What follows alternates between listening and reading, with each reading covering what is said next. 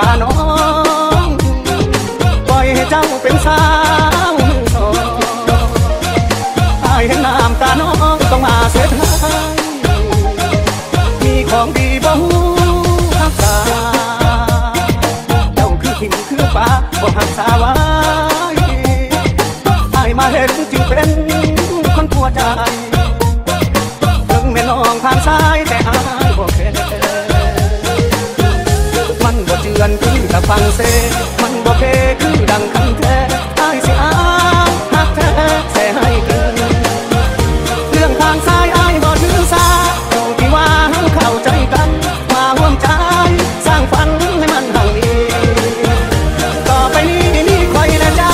เรื่องแฟนเก่าอย่าเอาใส่ใจอายขอบอกเป็นคำสุดท้ายถึงน้องผ่านสายแต่อายบ่แก่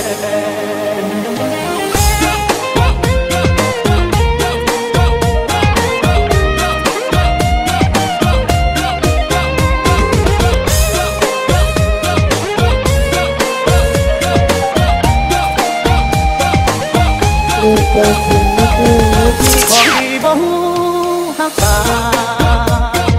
เจ้าคือถิ่นคือป่าบ่หักษาไว้อายมาเห็นจึงเป็นคนผัวใจถึงแม่น้องผ่านสายแต่อายบ่แค่